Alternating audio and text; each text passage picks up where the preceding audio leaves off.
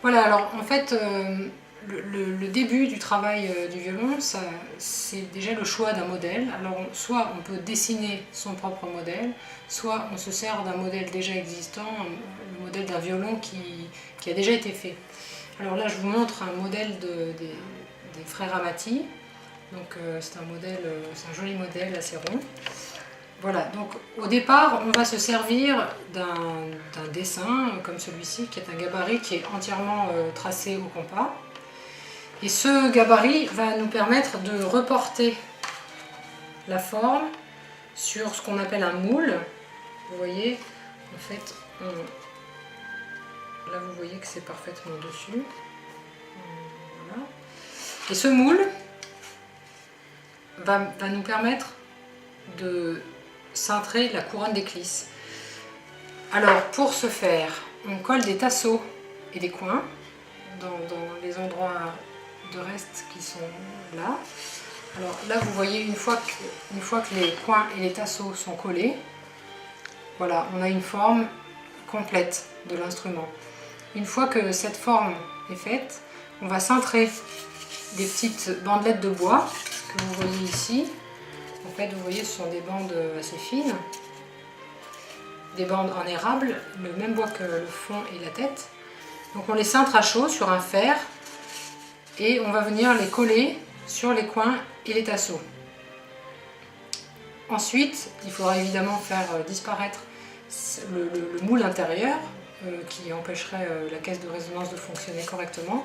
Donc en fait, on va décoller les tasseaux et les coins à l'aide d'un marteau en général, vous voyez, je ne sais pas si vous voyez là. En fait, on décolle le coin ici, et ensuite on les décolle tous, et c'est ce qui va nous permettre d'évacuer cette partie centrale. Une fois qu'on aura évacué cette partie centrale, on pourra coller de part et d'autre la table et le fond. Une fois qu'on a collé la table et le fond, on a la caisse de résonance tout entière. Voilà.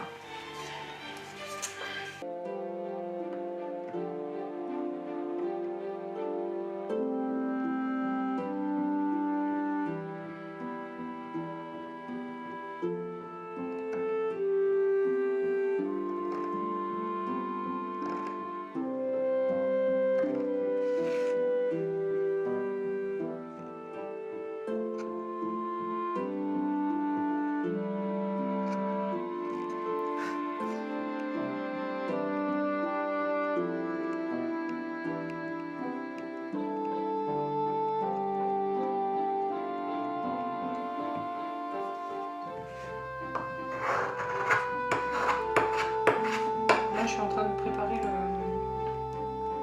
le pied blanche en vue de l'enclavement.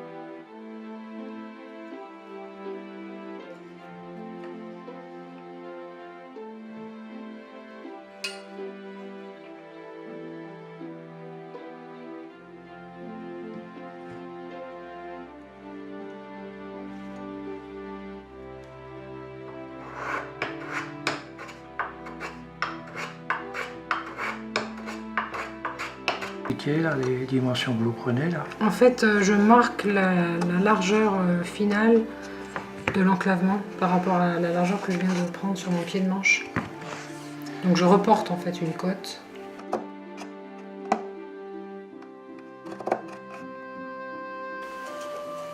Je crois que j'ai pas besoin de filmer ça.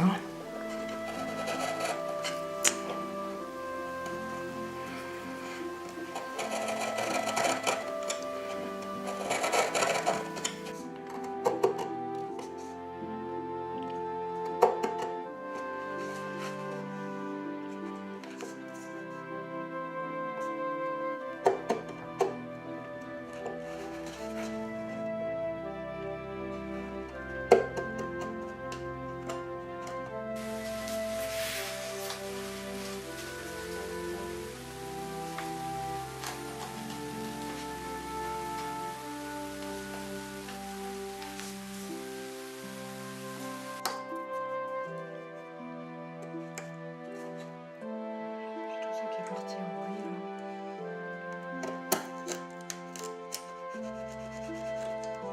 Voilà, alors là en fait on présente le manche à l'intérieur de l'enclavement.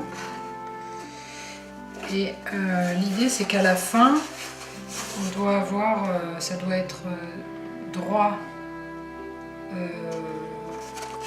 En fait, ça doit être parallèle à la surface de collage dans ce sens-là.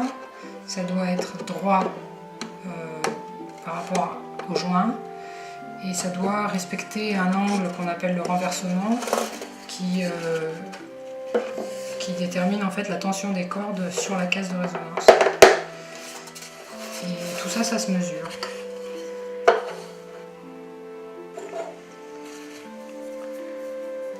Voilà, et donc à la fin on mesure ici la hauteur du renversement. Et tout ça sont des cotes importantes pour la jouabilité de l'instrument, mais aussi pour la sonorité de l'instrument.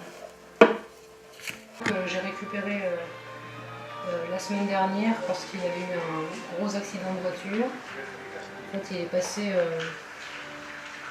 par le pare-brise, et donc je l'ai retrouvé un peu en 1000 morceaux. Et là, l'éclisse, tout le haut de l'éclisse est complètement fracturé en plein de morceaux. Donc j'ai reconstitué, ça avait arraché le manche. Donc en fait, moi j'ai reconstitué tout le haut de l'église, un peu du puzzle en 3D. Et puis maintenant, je fais les retouches de vernis pour que ça se voit le moins possible.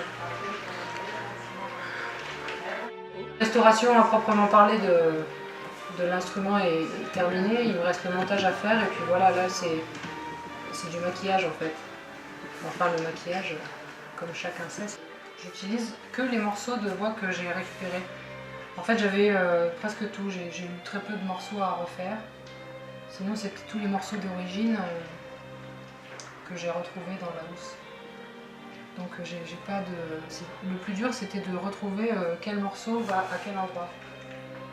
Parce que c'était des tout petits morceaux. C'était vraiment, quand je vous dis...